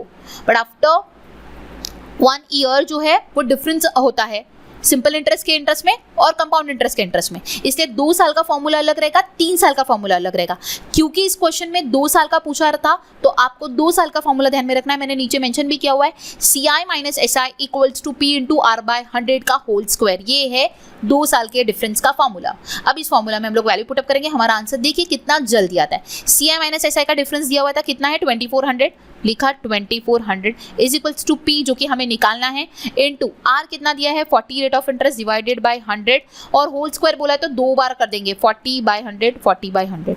समझ आया, कैंसिल करेंगे, 0 0 कैंसिल हो जाएगा, 0 0 कैंसिल हो जाएगा, 4 6 24, 2 3 6, 2 2 4। ठीक है, इतना समझ आया। ठीक है, अब 2 1 2, 2 50, ओके, एंड 5 3 कितना हो जाएगा 15 हो जाएगा, और ये 0 इसमें ऐड हो जाएगा, तो आंसर कितना हो जाएगा 15,000। समझ आया कैसे किया, ये 3 0 जो है इसमें ऐड कर दिया 15 में, तो कितना हो गया 15,000। ऑप्शन बी इस क्वेश्चन का करेक्ट आंसर आ जाएगा। देखिए एक शॉर्ट ट्रिक थी ये, इसे शॉर्ट ट्रिक कहा जाता है। ये जैसे ही मैंने अप्लाई किया मेरा आंसर विद इन 30 सेकेंड जो है वो इजीली आ गया। लेकिन अगर इसको आप बाय बेसिक मेथड जाते थे तो आपको समय लगता था। आप क्या करोगे, SI का फॉर्मूला लगाओगे, SI equal to PRT upon 100, okay, फिर उसमें वैल्यूज पुटअप करोगे, जितनी वैल्यूज आपको है मेंशन उतनी, ठीक है। फिर आप CI का फॉर्मूला लगाओगे, CI equal to P into 1 + R/100 to the power n, okay, वो फॉर्मूला लगाओगे, उसमें वैल्यूज पुटअप करोगे, ओके। फिर उसमें भी आपके पास पूरी वैल्यूज नहीं है तो आपका पॉइंट में जो है वो एकदम कैलकुलेटिव हो जाएगा, और वो रॉन्ग मेथड रहेगा। जब भी आपको डिफरेंस पूछा जाता है 2 साल का और 3 साल का, तो आपको मैं सभी को रिकमेंड करूंगी आपको ये 2 फॉर्मूलाज याद करना है। एक फॉर्मूला मैंने आज बताया, नेक्स्ट फॉर्मूला मैं आने वाले सेशंस में आपको बताने वाली हूँ, ओके। सो ये 2 फॉर्मूलाज आप याद कर लीजिए। जब भी आपको डिफरेंस बिटवीन 2 ईयर पूछा जाएगा तो ये फॉर्मूला रहेगा CI - SI = P into R/100 का whole square. Simply values put up करना है, आंसर फाइंड आउट करना है। 3 इयर्स का पूछा गया उसका भी फॉर्मूला मैं आपको बता दूंगी। सो आपको अगर ये 2 फॉर्मूला याद रखते हो तो आपका आंसर बहुत इजीली आ जाएगा। आपको इंडिविजुअल फॉर्मूलाज में वैल्यू पुटअप करने की जरूरत नहीं रहेगी, और इंडिविजुअल में वैल्यू पुटअप करके फिर आपको जो है आंसर निकालना रहेगा उनको माइनस करके, ठीक है, जो कि बहुत ही ज़्यादा कॉम्प्लेक्स हो जाएगा, ओके। सो आपको ये 2 फॉर्मूलेज ध्यान में रखने हैं। एंड आने इसके बाद जब भी आप क्वेश्चन अटेम्प्ट करते हो और आपके सामने इस टाइप का क्वेश्चन आता है तो इसी मेथड से अटेम्प्ट करना है ताकि आप आंसर जल्दी कर पाओ। ओके, सो देखते हैं नेक्स्ट क्वेश्चन। अब देखिए ये जो क्वेश्चन है ना, इसमें थोड़ा कैलकुलेशन ज़्यादा है। जैसे कि अभी हम लोगों ने प्रीवियस कुछ क्वेश्चन देखे, बहुत ही सिंपल क्वेश्चन थे, मैंने बहुत डिटेल में आप लोगों को एकदम बेसिक से एक्सप्लेन किया। ओके, लेकिन ये जो क्वेश्चन है ना, ये भी अगेन बहुत ही सिंपल क्वेश्चन है, एवरेज से के ऊपर पूछा गया सवाल है, लेकिन इसमें थोड़े कैलकुलेशन ज़्यादा है और थोड़ा सा इसमें लॉजिक आपको ज़्यादा लगाना रहेगा। थोड़ा इंटरेस्टिंग क्वेश्चन है, लेकिन ये बताने से पहले आप लोगों को एक इंपॉर्टेंट अपडेट जो है शेयर करने वाली हूँ क्विकली। देखिए गाइस, जैसे कि मैं आप लोगों के साथ PYQs लेकर आई हूँ और यूट्यूब पे मैं PYQs के वीडियो कंटिन्यू रखने वाली हूँ। सारे PYQs के पहले पेपर्स आप लोगों को एक्सप्लेन करूंगी सो दैट आपको एक लेवल पता चले। ओके, एंड उसके बाद हम लोग जनरल नॉर्मल सेशंस भी पढ़ने वाले। लेकिन इन बिटवीन अगर आप चाहते हो मेरे साथ आप लोगों का नॉन टेक्निकल का प्रिपरेशन करना चाहते हो तो मैंने आप लोगों के लिए एक स्पेशल MCQ कोर्स लेकर आया है, जिसमें 1000+ MCQ हम लोग डिस्कस करने वाले हैं पूरे नॉन टेक्निकल के, जिसमें हम लोग मैथमेटिक्स भी पढ़ेंगे, जिसमें हम लोग जनरल अवेयरनेस भी पढ़ेंगे, जिसमें हम लोग लॉजिकल रीजनिंग पढ़ेंगे, जनरल साइंस पढ़ेंगे and knowledge about railway and DFC cell. ये सारी की सारी चीज़ें मतलब कि कंप्लीट CBT 1 एंड CBT 2 का हम लोग नॉन टेक्निकल का प्रिपरेशन करने वाले हैं। और ये जो हमारा कोर्स है, ये कोर्स आप लोगों की आने वाली इस एग्जामिनेशन के लिए काफ़ी ज़्यादा इंपॉर्टेंट होने वाला है, क्योंकि आप सभी को पता है DFCCL ने जो है CBT 1 लाकर सभी को सरप्राइज कर दिया है, एक स्क्रीनिंग टेस्ट ला दिया आप लोगों के सामने। पहले ऐसा नहीं हुआ करता था, जो कि 100 मार्क का आपका पेपर आपके सामने आने वाला है। अब आपको टेक्निकल अटेम्प्ट करना है तो आपको CBT 1 क्रैक करना होगा, और CBT 1 क्रैक करना है तो आपको नॉन टेक्निकल पढ़ना होगा। आपके पास कोई चॉइसेस नहीं है, बस एक ही चॉइस है कि आप लोगों को नॉन टेक्निकल प्रिपेयर करना है। इसके अलावा आपके पास कोई रास्ता नहीं है कि आप इससे बाहर निकल सको। सो आपका प्रिपरेशन आज से ही स्टार्ट हो जाना चाहिए, ठीक है। जैसे कि मैंने आपको बताया, आपको मैं दोनों साइड से जो है आपका प्रिपेयर करवाने वाली हूँ, through course and through YouTube में हम लोग सबसे पहले PYQs को पढ़ेंगे ताकि हमें सारी चीज़ें पता चले। और इस कोर्स में मैं आप लोगों के साथ सारा इंपॉर्टेंट डेटा, आप लोगों को किस टाइप के क्वेश्चंस पूछे जा सकते हैं, आपका सारा डाउट जो है वो क्लियर करवाने वाली हूँ। अगर आप चाहते हो मेरे साथ प्रिपेयर करना, अगर आप लोगों को अच्छा लग रहा होगा जो भी चीज़ें मैं आप लोगों को बता रही हूँ, और बहुत सारी शॉर्ट ट्रिक्स, सारे फॉर्मूलेज, ईच एंड एवरीथिंग, एक कस्टमाइज नोट, एकदम आप लोगों को जो नोट्स प्रोवाइड किए जाएंगे वो क्रिस्प एंड क्लियर नोट्स आपको प्रोवाइड किए जाएंगे ताकि आपको कोई भी डाउट्स ना रहे रिलेटेड टू आपके सारे नॉन टेक्निकल के सब्जेक्ट। तो सारी चीज़ें आपको इस कोर्स के माध्यम से मिलने वाले हैं। आपको इस कोर्स को ज्वाइन करना है। ये कोर्स मात्र 399 रुपीज़ में आपको प्रोवाइड किया जा रहा है, जिसमें आपको लॉट्स ऑफ डेटा मिलेगा। जब आप ये कोर्स कंप्लीट होगा डेफिनेटली आपको ये एनालाइज होगा कि मैम ने आपको हमें काफ़ी सारी चीज़ें पढ़ाई है, क्योंकि इसमें मैं आपको 1000+ MCQ की बात कर रही हूँ। तो इतने सारे MCQ हम लोग डिस्कस करने वाले, तो आप उससे सोच ही सकते हो कि आपको काफ़ी सारा डेटा मिलने वाला है। सबकी ई बुक्स आपको प्रोवाइड होने वाली है, सबके आपके वीडियोस प्रोवाइड होने वाले हैं। सो ये कोर्स को आपको ज्वाइन करना रहेगा। 999 का ये कोर्स है, लेकिन मैं आप लोगों को इनिशियल डेज में 60% ऑफर दे रही हूँ और 399 को आपको कोर्स दे रही हूँ। इतना ही नहीं, आपको इसके साथ और एक स्पेशल ऑफर मिल रहा है जो कि कुछ ही दिनों के लिए रहेगा। तो ये जो ऑफर है वो ये है कि जो फर्स्ट 100 स्टूडेंट्स रहेंगे जो इस कोर्स को एनरोल करेंगे, मतलब कि ज्वाइन करेंगे, जो फर्स्ट 100 स्टूडेंट, उन लोगों को जो मॉक टेस्ट हम लोगों ने लॉन्च कर रखा है वो कंप्लीटली फ्री रहेगा। Okay, completely free. 149 रुपीज़ का ये मॉक टेस्ट आप लोगों को कंप्लीटली फ्री में मिलेगा। मतलब आप सोचिए 399 का आपका कोर्स खरीदा आपने, उसमें आपको 149 की मॉक टेस्ट भी फ्री मिल रही है। अब ये जो मॉक टेस्ट रहेगी ये CBT 1 के ऊपर आधारित रहेगी, जिसमें हम लोग 100 क्वेश्चन 100 मार्क्स के 90 मिनट्स का as per your exactly paper pattern हम आप लोगों को मॉक टेस्ट प्रोवाइड करने वाले हैं। ओके, सो अगर आप लोगों को इन 100 यूजर्स में आना है, देखिएगा ये 100 स्टूडेंट्स जल्द ही खत्म होने वाले हैं, कुछ ही समय बचा हुआ है। सो इन 100 में आने की कोशिश कीजिए और ये कोर्स को ज्वाइन कर लीजिए, आपको बहुत फायदा होने वाला है। ये मैं आपको डेफिनेटली बता सकती हूँ, क्योंकि आपका नॉन टेक्निकल कंप्लीट प्रिपेयर होने वाला है, आपको कहीं और जाने की कोई ज़रूरत नहीं है। ओके, सो कोर्स को ज्वाइन करोगे तो 149 का एक्स्ट्रा बेनिफिट मिलने वाला है, मतलब कि 500 to 1000 क्वेश्चंस की मॉक टेस्ट फ्री में मिलने वाली है, सोचिए। ओके, सो इसे भी ज्वाइन कर सकते हो। देखो, आप सोच सकते हो super MCQ course plus mock test, दोनों चीज़ें सिर्फ और सिर्फ 399 रुपीज़ में, जो कि एक बहुत ही मॉडरेट अमाउंट है। अगर आप अदर प्लेटफॉर्म्स पे जाते हो तो आप लोगों को मुझे कुछ एक्सप्लेन करने की ज़रूरत नहीं, आप सभी को ऑलरेडी पता है। ओके, सो ज़रूरी से ज्वाइन कीजिएगा। अभी हमारा जो इंपॉर्टेंट अपडेट था मैंने आप लोगों को दे दिया है, डिटेल में जाना है तो मैंने आपको सेशन भी रिकमेंड कर दिया है। अब हम लोग हमारे इंपॉर्टेंट और एक मजेदार क्वेश्चन के ऊपर बढ़ते हैं। सो क्वेश्चन आप लोगों के सामने एवरेज के ऊपर पूछा गया सवाल है, थोड़ा सा कैलकुलेटिव है, इतना ही मैं कहूँगा, डिफिकल्ट नहीं है, बहुत सिंपल है। The average height of 45 sticks is 157 centimetre. क्या बोला गया है कि जो 45 स्टिक्स है ना, उसकी एवरेज हाइट यहाँ पे बताई गई है, that is 157 centimetre. Okay, so सबसे पहले आपको ये जानना है average is equal to what? Average is equals to sum of observation upon number of observation. ठीक है, देखिए गाइज ये सारे एकदम सिस्टमैटिक फॉर्मूला, सारी चीज़ आपको कोर्स में बहुत इजीली मिल जाएंगे। ऐसा नहीं कि मैं आपको यूट्यूब पे कुछ फॉर्मूलेस प्रोवाइड नहीं करूंगी, ये सारी चीज़ें आपको यूट्यूब पे भी मिलेगी, लेकिन आपको कोर्स में बहुत इजीली सारी चीज़ें मिल जाएगी। ठीक है, ई बुक्स भी मिलने वाले हैं। सो फॉर्मूलेस पता होना इंपॉर्टेंट है जब भी हम लोग मैथमेटिक्स को अटेम्प्ट करते हैं। Formula, short tricks, best approach, ये सारी चीज़ें पता होनी इंपॉर्टेंट है, सो दैट आप लोग कम समय में एक क्वेश्चन को अटेम्प्ट कर सको। ओके, सो सबसे पहले एवरेज का फॉर्मूला क्या होता है? Average equal to sum of observation upon number of observation. Okay, so average height of 45 sticks, 45 जो स्टिक्स है उसकी एवरेज हाइट कितनी है? 157 है। ओके, ये हमें बताया गया, तो हम सिंपल लिख लेंगे कि 45 स्टिक का जो एवरेज हाइट है वो 157 है। ओके, सो टोटल हाइट कितना हो जाएगा?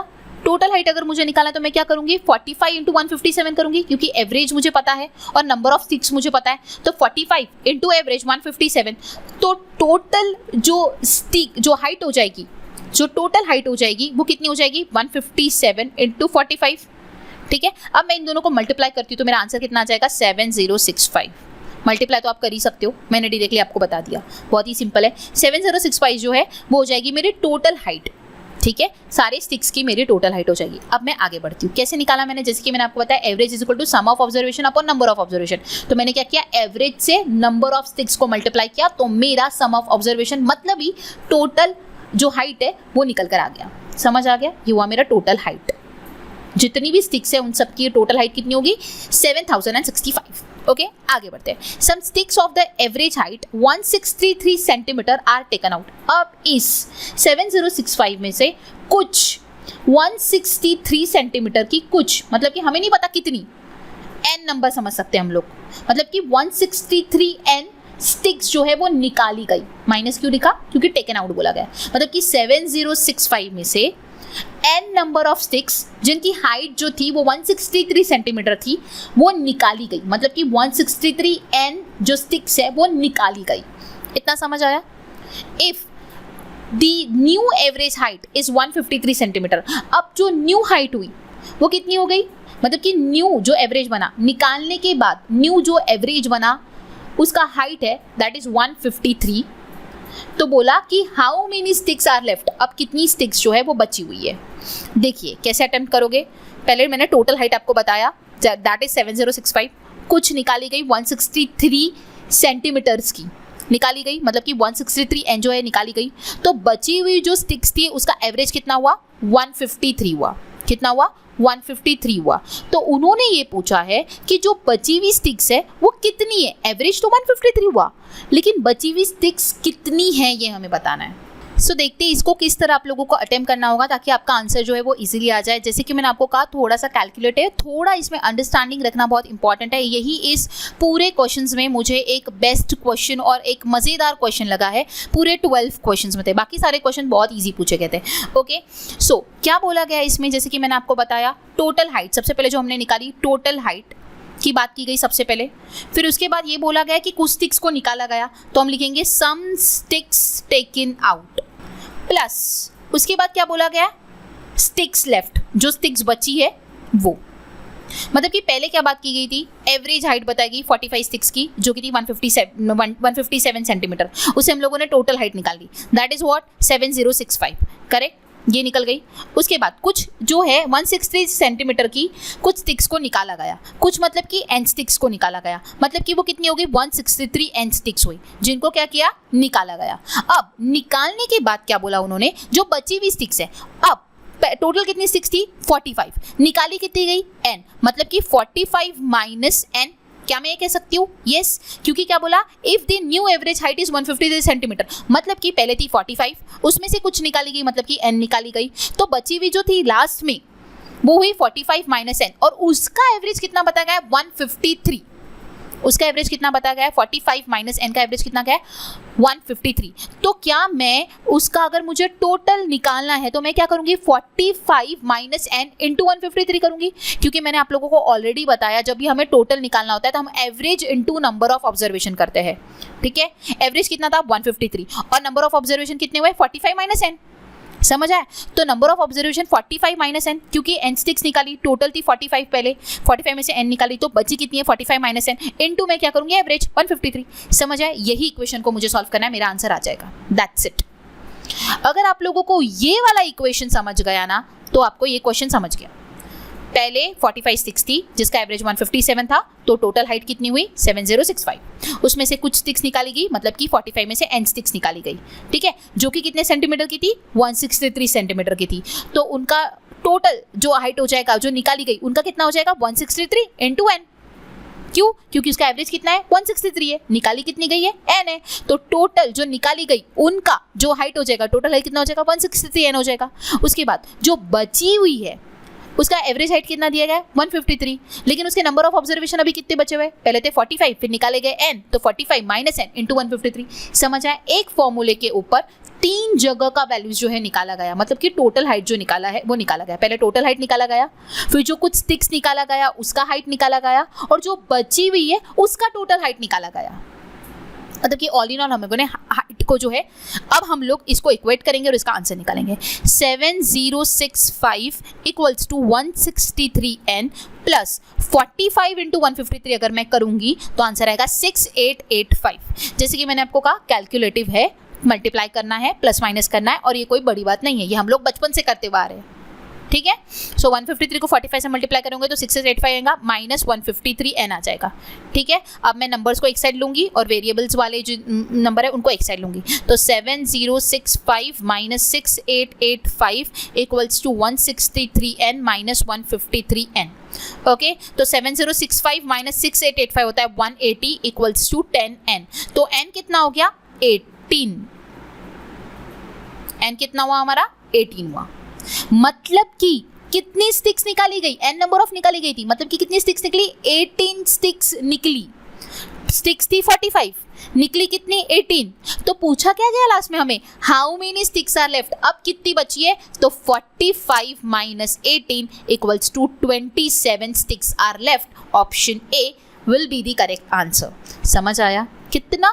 देखिए गाइस, मैं अगेन एक ही चीज़ कहूँगी, ये क्वेश्चन बहुत सिंपल था, इसका अप्रोच एक करेक्ट होना चाहिए, साथ ही साथ इस क्वेश्चन को समझना चाहिए। अगर ये क्वेश्चन आपको समझाना, मैथ्स तभी आता है जब हमें क्वेश्चन समझ आता है। अगर आपको क्वेश्चन नहीं समझ आया तो आप मैथमेटिक्स अटेम्प्ट ही नहीं कर पाओगे। सबसे पहले क्वेश्चन समझो, उसके बाद बेस्ट अप्रोच होना चाहिए, आफ्टर बेस्ट अप्रोच उसके ऊपर जो फॉर्मूले लगते हैं ना वो आपको पता होने चाहिए, ठीक है। Average is equal to sum of observation upon number of observation, यही फॉर्मूला लगा है, यही किया है हम लोगों ने और कुछ नहीं किया। 45 इंटू 157 किया, फिर जो बची हुई जो स्टिक्स निकाली था उसका भी एवरेज दिया था, दैट इज 163, तो 163 इंटू एन किया, फिर ये निकालने के बाद जो बची थी उसका भी एवरेज दिया था, दैट इज 153, तो 45 माइनस एन इंटू 153 किया, दैट्स इट, और कुछ नहीं।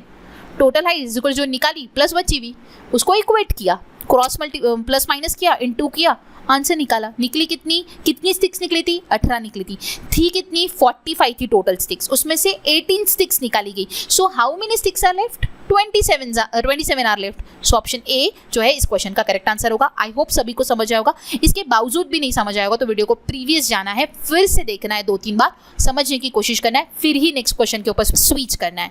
ओके, सो नेक्स्ट क्वेश्चन देखते हैं। Next question is related to again data interpretation, जहां पे आप लोगों को बार ग्राफ दिया हुआ है एंड इसमें आप लोगों को अगेन उसी टाइप का क्वेश्चन पूछा गया है कि इसमें से जो आपको जो स्टेटमेंट दिए हुए करेक्ट है या नहीं है, ये आपको बताना है। ओके, बार ग्राफ जो है वो नंबर ऑफ स्टूडेंट्स जो कॉलेज साइंस और आर्ट्स में पढ़ते हैं उनके बारे में जो है डेटा जो है वो प्रोवाइड किया हुआ है।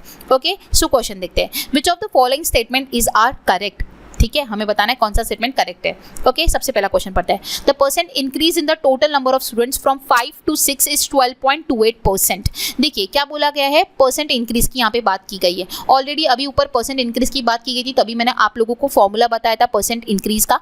अगेन एक और बार बता देती हूँ, percent increase is equals to difference upon smaller number, क्योंकि परसेंट इंक्रीज है, इनटू 100, ये होता है परसेंट इंक्रीज का फॉर्मूला। सो इन्होंने क्या किया है, बोला है कि percent increase in the total number of students from 5 to 6। तो 5 में टोटल नंबर ऑफ स्टूडेंट्स कितने हैं, साइंस के 4500 है और आर्ट्स के 1200 है, तो टोटल कितने हो गए 45 प्लस 1200 कितना हो जाएगा 5700। ओके, 2006 की बात की जा रही है। 2006 के साइंस के कितने हैं 4800 है एंड आर्ट्स के कितने हैं 1600 है। तो 48 प्लस 16 कितना हो जाएगा 64। तो कितना हो जाएगा 6400 है। तो हमें क्या निकालना है, इन दोनों का परसेंट इंक्रीज निकालना है जो कि हमें 12.28% जो है वो दिया हुआ है। सो हम क्रॉस चेक करके देखते हैं क्या ये करेक्ट है या सही है या गलत है। ठीक है, सो परसेंट इंक्रीज कैसा निकलता है, दोनों का डिफरेंस मतलब कि 6400 माइनस 5700 करेंगे तो कितना आ जाएगा 700। 700 डिवाइडेड बाय स्मॉलर नंबर, इन दोनों में स्मॉलर नंबर कौन सा है 5700 है, इनटू क्या हो जाएगा 100 हो जाएगा। ठीक है, अब हम लोग इसे सॉल्व करते हैं। 0 0 क्या हो जाएगा, कैंसिल हो जाएगा। 57 से मुझे डिवाइड करना रहेगा, 57 1 जा 57 हो जाएगा। ठीक है, बचेगा कितना 13, कितना बचा 13 बचा, 0 जो है वो नीचे आ जाएगा। 57 2 जा अगर मैं डालती हूँ तो 57 2 जा कितना होता है, 57 2 जा होता है 114। तो 2 जा का पार्ट जाएगा 114, बचेगा कितना, फिर बचेगा जो है दैट इज 16। ओके 16 बच जाएगा। अब 57 3 जा अगर मैं करती हूँ तो 57 3 जा होता है 171। तो मुझे फिर से उसे 2 से डिवाइड करना रहेगा। तो 57 2 जा फिर से कितना हो जाएगा 114। करेक्ट। अब आप इसी से अनुमान लगा सकते हो कि 160 माइनस 114 करूंगी तो एक बड़ी अमाउंट आएंगी, उसके बाद मुझे 0 लगाना पड़ेगा। तो बट ऑब्वियस है 57 एजा का पार्ट जा सकता है। 12.2 तक आंसर आ गया, दैट मीन्स कहीं ना कहीं ये जो आंसर है मेरा एब्सोल्युटली करेक्ट है। ओके, सो ऑप्शन ए जो है इस क्वेश्चन का करेक्ट आंसर आ जाएगा। अगर आप लोगों को पूरा कंप्लीट सॉल्व करना है तो आप सॉल्व करके देख सकते हो, ऐसा कोई प्रॉब्लम नहीं है कि आप सॉल्व नहीं कर सकते हो, आप कर सकते हो। क्योंकि मुझे पता है कि बट ऑब्वियस है आंसर आना ही है। 160 माइनस अगर मैं 14 करती हूँ तो आंसर मुझे जो मिलेगा दैट इज 46। ठीक है, सो क्या हो जाएगा फिर 460 हो जाएगा एंड 57 9 सा करूंगी तो वो बड़ा हो जाएगा। तो 57 8 जा जो है वो पार्ट जाना ही है। दैट मीन्स मैंने जो परसेंट इंक्रीज जो बताया गया 5 to 6 का 12.28%, ये जो है हमने अटेम्प्ट भी करके देखा तो हमारा करेक्ट आया, इसलिए स्टेटमेंट 1 जो है वो करेक्ट है। समझ आया। देखिए डीआई में भी अगेन यही होता है, डीआई बहुत सिंपल पूछे जाते हैं लेकिन डीआई में कैलकुलेशन होता है। अगर आपका कैलकुलेशन स्पीड स्ट्रॉन्ग है तो आप लोग डीआई बहुत इजीली कर सकते हो, आपको डीआई डिफिकल्ट नहीं पूछा जाएगा। लेकिन आपकी कैलकुलेशन स्ट्रॉन्ग होना, प्लस माइनस मल्टीप्लिकेशन डिवीजन, ये आपको बहुत अच्छी तरीके से इजीली आना चाहिए। नॉट नेसेसरी ऑलवेज आपको कंप्लीट डिवीजन मल्टीप्लिकेशन करना है, कभी कभी आप लोगों को मेंटली आना चाहिए वो। अगर आपको मेंटली आता है तो आप बहुत अच्छी बात है, आप बहुत क्विकली सॉल्व कर सकते हो। ओके, सो इसका प्रैक्टिस कीजिए मैक्सिमम सो दैट आपको कोई दिक्कत ना जाए। ओके, तो परसेंट इंक्रीज का फॉर्मूला यहाँ पे लगाया मैंने, difference upon smaller number into 100, values put up की, आंसर निकाला, एग्जैक्टली करेक्ट आया। सो स्टेटमेंट 1 जो है वो हमारा करेक्ट है। स्टेटमेंट 2 को देखते हैं, पहले हम लोग ये सारा रब कर लेते हैं सो दैट हम स्टेटमेंट 2 को सॉल्व कर पाए। Okay, the ratio of the total number of students in science to the total number of students in arts is 2:97। मतलब इन्होंने क्या बोला है पता है आपको, साइंस की पूरी टोटल करना है इस टू आर्ट्स की पूरी टोटल करना है, उसका रेशियो दिया है 202:97। तो यहाँ पे अगेन जैसे कि मैंने कहा कि डीआई जो है वो कैलकुलेट होता है, यहाँ पे कैलकुलेटिव होता है। यहाँ पे आपको addition plus minus subtraction multiplication division आना बहुत ज़रूरी है। अब यहाँ पे आपकी एडिशन स्किल जो है वो वर्क की जाएगी। ठीक है, सो साइंस का हम लोग ऐड करेंगे। कैसा ऐड करोगे आप, देखिए 3500 नहीं लोगे आप, 35 से स्टार्ट करोगे। ठीक है, 35 प्लस 45 मैं अभी लिख के बता रही हूँ, लेकिन आपको जो है जैसे आपको वर्बली आप बोल रहे हो उसी टाइम पे उसे आपको एडिशन करना है। मैं सिर्फ अभी आपको समझा रही हूँ, इसलिए आपको मैं लिख के बता रही हूँ। 0 0 को आप लोग ऐड नहीं करोगे, 0 आप एंड में उसको ऑटोमेटिकली ऐड अप कर दोगे क्योंकि हर इसमें 2 0 ऐड है। ठीक है, 35 प्लस 45 कितना हो जाएगा आपका, 35 प्लस 45 80 हो जाएगा। ठीक है, देन 48 प्लस 42 अगेन 48 प्लस 42 आपका कितना हो जाएगा 90 हो जाएगा। 80 प्लस 90 कितना हो गया आपका 170 हो गया, इतना हो गया। आगे अब आपका क्या बचा हुआ है 32, तो 170 प्लस 32 कितना हो जाएगा आप लोगों का 202 आ गया। 202 लिख दिया, यहाँ पे 0 0 डालने की जरूरत नहीं है क्योंकि वो कट ही होना है, क्योंकि दोनों जगह पे हर जगह 0 है। आ गया 202, इसी तरीके से करना है। फिर 18 प्लस 12 कितना हो जाएगा 30, 30 प्लस 16 कितना हो जाएगा 46, 46 प्लस 30 कितना हो जाएगा 76, 76 प्लस 21 कितना हो जाएगा 97 आ गया ऑटोमेटिक। इसी तरीके से आपको एडिशन करना है। हमारा जो रेशो है साइंस इज टू आर्ट्स का टोटल नंबर ऑफ स्टूडेंट्स का 200:2:97 निकल कर आया। इन्होंने भी स्टेटमेंट में यही कहा था, इसलिए स्टेटमेंट 2 भी करेक्ट है। मतलब कि इस क्वेश्चन का आंसर ऑप्शन बी हो जाएगा, बोथ 1 और 2 करेक्ट। समझ आया। देखिए सिंपल था, बस कैलकुलेशन स्पीड आनी चाहिए डीआई में, that's it. DI is equals to calculation, ये फॉर्मूला ध्यान में रख लीजिए। और कैलकुलेशन को स्ट्रॉन्ग करना है तो डेली प्रैक्टिस कीजिए। जितना प्रैक्टिस करोगे प्लस माइनस मल्टीप्लिकेशन डिवीजन का, टेबल्स का, स्क्वायर्स का, क्यूब्स का, वो आपके लिए बेनिफिशियल रहेगा। Okay, next question. Simple, very simple question. If 7/5 of a number is 56, बस यही इक्वेशन को सॉल्व करना है. Then what will be the half of that number. अब यहाँ पे नंबर जो बोला गया है उसको मैंने क्या कंसिडर किया है, सिंपली x कंसिडर किया. 7/5 ऑफ मतलब होता है मल्टीप्लिकेशन, ऑफ मतलब कि क्या होता है, मल्टीप्लिकेशन ही होता है. 7/5 ऑफ अ नंबर मतलब कि x, इज मतलब कि इक्वल्स टू होता है, ध्यान में रखना. ऑफ मतलब कि इनटू, इज मतलब कि इक्वल्स टू. बहुत बेसिक बता रही हूँ मैं आप लोगों को ताकि आपको सारी चीज़ें समझ आ जाए. क्योंकि हम लोगों ने क्या किया है, आप लोगों को एक इक्वेशन का जो है वो आप लोगों को रिटन फॉर्म में जो है डेटा गिवन था, तो हमने उसका इक्वेशन बना लिया. 7/5 ऑफ मतलब मल्टीप्लिकेशन, नंबर मतलब कि हमने x कंसिडर किया, इज मतलब इक्वल्स टू हुआ 56. तो हमें इसका जो आंसर निकलेगा मतलब कि जो x का वैल्यू निकलेगा उसका हाफ करना है, मतलब कि डिवाइडेड बाय 2 करना है. सो 7/5 का अगर मैं इसे फर्दर सॉल्व करूँ तो 7 8 ज़ा 56 होता है. ठीक है, अब क्या हो जाएगा, x इज इक्वल टू कितना हो जाएगा फिर 8 5 ज़ा 40, और इसी का अगर मैं हाफ करती हूँ तो मेरा आंसर हो जाएगा. What will be the half of that number. Number आया 40, तो 40 का हाफ कितना हो जाएगा, डिवाइड बाय 2 करेंगे तो आंसर हो जाएगा 20. हाफ मतलब क्या होता है, डिवाइडेड बाय 2, या फिर उसका आधा, सिंपल ले लीजिए, 40 का आधा 20. आंसर हो जाएगा ऑप्शन ए. समझ आया? आगे था ना सिंपल, बहुत ही सिंपल था. ठीक है, ये कोई एक्सप्लेन करने लायक भी क्वेश्चन नहीं था. Next question. Ram travelling at a speed of 8 kilometre per hour cover distance in 6 hours 30 minutes. Ram क्या करता है, ट्रैवलिंग करता है, उसका स्पीड जो है वो 8 किलोमीटर पर आवर का स्पीड है, और वो उतने स्पीड से 6 मतलब उतने स्पीड से वो एक कुछ सर्टन डिस्टेंस जो है ना वो ट्रैवल करता है. तो उसको जो समय लगता है वो कितना लगता है, 6 hours and 30 minutes. ठीक है, 6 hours 30 minutes में वो 8 किलोमीटर की स्पीड से चलाता है, तो कुछ डिस्टेंस वो ट्रैवल करता है. Okay, if he covers the same distance, फिर से वो सेम डिस्टेंस ही कवर कर रहा है, लेकिन अब वो कितना टाइम में कर रहा है, 4 hours में कर रहा है. तो पूछा गया कि उसका स्पीड कितना होगा. सेम डिस्टेंस से जा रहा है, 4 घंटे लगा रहा है, लेकिन तो उसका स्पीड क्या रहेगा ये हमें बताना है. बट ऑब्वियसली बढ़ जाएगा उसका स्पीड, क्योंकि उसको टाइम कम लग रहा है. तो कैसे निकालेंगे, सबसे पहले सभी को पता होगा टाइम डिस्टेंस स्पीड का फॉर्मूला बेसिक सा, distance is equals to speed into time, ये सभी को पता होगा. ठीक है, तो देखिए कैसा निकालेंगे हम लोगों को डिस्टेंस निकालना है, तो क्या रहेगा, टाइम इनटू स्पीड रहेगा. सबसे पहले वाले का डिस्टेंस अगर हमको निकालना है तो कैसा हो जाएगा, टाइम इनटू स्पीड को करेंगे. स्पीड कितना है हमारा, 8 है, टाइम कितना है 6 hours and 30 minutes, मतलब कि कितना टाइम लगा उसे, 6.5. समझ आया, 6.5. 6 hours 30 minutes मतलब क्या हो जाएगा, 6.5 hours जो है उसे लगा, 6.5 घंटा लगा. करेक्ट. सो 6.5 करेंगे, 8 × 6.5 किया.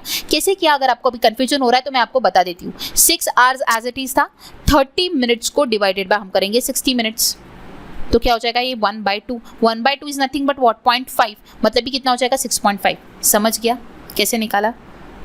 कभी कभार कुछ स्टूडेंट को नहीं समझ में आता है, 6.30 minutes था मैम, आपने 6.5 कैसे लिया. तो 30 minutes को हम लोगों ने डिवाइड बाय 60 minutes मतलब कि हम लोगों ने कन्वर्ट किया. ठीक है, तो 30 डिवाइडेड बाय 60 करेंगे, 1/2 आएगा. 1/2 आर मतलब हो जाएगा 0.5 आर, मतलब हो जाएगा 6.5 आर. मतलब कि जो 6 hour 30 minutes था उसको हमने कम्प्लीटली आर्स में कन्वर्ट किया, तो हो जाएगा 6.5 आर. समझ आया, 30 minutes को 60 minutes से डिवाइड करना था. Okay, got it. तो 6.5 hours हुआ, तो टोटल डिस्टेंस कितना हो जाएगा, 6.5 को अगर 8 से मल्टीप्लाई करते तो आंसर कितना हो जाएगा, 52. समझ आया. तो मतलब कि पहले जब वो 8 किलोमीटर पर आवर की स्पीड से जा रहा था, 6 hours 30 minutes लगा रहा था, तब वो कितना डिस्टेंस ट्रैवल कर रहा था, 52 किलोमीटर डिस्टेंस ट्रैवल कर रहा था. अब उन्होंने ये चीज़ की कहा कि अगर वो सेम डिस्टेंस ट्रैवल करता है 4 hours में, तो उसकी स्पीड क्या होगी, सिंपल इसी फॉर्मूले से स्पीड का फॉर्मूला निकाल कर आएंगे. Distance is equal to speed into time था, तो स्पीड इज इक्वल टू क्या हो जाएगा, डिस्टेंस अपॉन टाइम. डिस्टेंस कितना है 52, टाइम कितना लगा 4 hours, 52 डिवाइडेड बाय 4 करेंगे, आंसर कितना हो जाएगा 13. मतलब कि 13 किलोमीटर पर आवर जो थी उसकी सेकेंड टाइम पे उसने स्पीड थी, तब वो 4 घंटे में पहुंच गया था. आंसर हो जाएगा ऑप्शन ए इस क्वेश्चन का करेक्ट. समझ आया. एक बेसिक से फॉर्मूला के ऊपर एक क्वेश्चन जो है बना था, distance is equal to speed into time. पहले से हमने डिस्टेंस पता किया, जब हमें डिस्टेंस पता चल गया तो सेकेंड वाले का हमें पता था कि उतना डिस्टेंस वो 4 hours में कंप्लीट करता है. 52 किलोमीटर अगर वो 4 hour में कंप्लीट करता है, दैट मीन्स उसका स्पीड कितना हुआ 13 kilometre per hour. Okay, so option A इस क्वेश्चन का करेक्ट आंसर होगा। आज के सेशन का लास्ट क्वेश्चन देखते हैं, again related to data interpretation. यहाँ पे जो डेटा इंटरप्रिटेशन है वो लाइन ग्राफ दिया है। देखिए आपको सेम टाइप ऑफ क्वेश्चन ही पूछे गए थे डेटा इंटरप्रिटेशन से। पहले पूछा गया था पाई चार्ट बेस, ठीक है, आप लोगों ने देखा होगा, जिसमें सेम अगेन यही पूछा था कि कौन सा करेक्ट है बताइए। फिर उसके बाद पूछा गया था बार ग्राफ दिया है, उसमें भी सेम पूछा था कि कौन सा करेक्ट है बताइए। उसके बाद सेम टाइप पूछा गया, मतलब कि जो डेटा इंटरप्रिटेशन का टाइप है वो चेंज किया, बट क्वेश्चन का जो टाइप है वो सेम है कि कौन सा करेक्ट है ये बताइए। ओके, सो क्वेश्चन पढ़ते हैं, आंसर देखते हैं। The graph below shows the number of person visited a place in a year 8 to 13। मतलब ये जो लाइन ग्राफ दिया है ये किसके बारे में बता रहा है कि जो पर्सन्स है वो जो प्लेसेस को विजिट कर रहे हैं 2008 से 2013 के बीच में, वो कितने लोग विजिट कर रहे हैं यहाँ पे मेंशन किया हुआ है। अब देखिए गाइस, एक बात बताना चाहूँगी, स्पेशली जब लाइन ग्राफ दिया है हम लोग पढ़ते हैं ना, तो यहाँ पे क्या होता है ना, बहुत बार मिस्टेक होती है, क्योंकि जो वैल्यू हम लोग कंसीडर करते हैं ना इसमें मिस्टेक बन सकती है, क्योंकि यहाँ पे लाइंस होती है ना, तो हमें एग्जामिनेशन में कंप्यूटर सामने होता है, हमें एग्जैक्ट नहीं पता होता है कि जो हम कंसिडर कर रहे हैं वो एग्जैक्ट सही है नहीं है। तो आप लोग अपना फिंगर का इस्तेमाल कीजिए जब भी आप लाइन ग्राफ डी आई करते हो तब। अगर आपको अच्छी तरीके से नज़र आ रहा है तो बहुत अच्छी बात है। मैं स्पेशली ये नोट कोई आपको नहीं बता रहा होगा, ये स्पेशली मैंने आपको बताया, क्यों बताया, ताकि आप जो वैल्यू कंसिडर करो ना वो करेक्ट करो, क्योंकि बहुत स्टूडेंट से ये मिस्टेक होती है और उन्हें ये उस समय पे नहीं पता होता है, रिजल्ट आता है तब भी नहीं पता होता है, बट एक सिली मिस्टेक होती है जो बहुत सारे स्टूडेंट के साथ होती है। अगर आपको ऐसा लगता है तो आप मॉक टेस्ट पे कोशिश करके देखिए। बहुत, एक तो हम लोग पैनिक मोड में होते हैं, उस चक्कर में हम लोग वैल्यूज़ को आगे पीछे कंसिडर कर लेते हैं, नीचे के लाइन की वैल्यू कंसिडर कर लेते हैं। तो आपको एक फिंगर का इस्तेमाल करना है, अच्छी तरीके से वहाँ पे रखना है, अच्छी तरीके से कॉन्सेंट्रेशन से वैल्यू को देखना है और फिर ही वो वैल्यू को कंसिडर करना है। ये एक स्पेशल नोट था मेरे साइड से आप लोगों को। ओके, तो स्टार्ट करते हैं। क्या बोला गया है? Average number of person visiting in the given place 8, 10, 11 is 2500। मतलब हमें क्या करना है? एवरेज निकालना है। 2008, 2010 और 2011 में ये 3 लोग जो ट्रैवल कर रहे हैं इनका एवरेज निकालना है। तो 2008 में कितने, देखिए ये लाइन शो करती है 1500, ठीक है, ऊपर वाली लाइन शो करती है 2000, मतलब कि पर लाइन वो डिफाइन करती है 100। ये था 1500, ठीक है, ये था 1500। तो नेक्स्ट लाइन क्या हो जाएगी? 1600, फिर हो जाएगी 1700। ओके, और हमें कौन सा पूछा गया था? 2008 का पूछा गया। तो ये कहाँ पर है? देखिए, आप देखिए ये 1800 की लाइन पे, समझ आया? ठीक है, सो 2008 का कितना है? 1800 हुआ।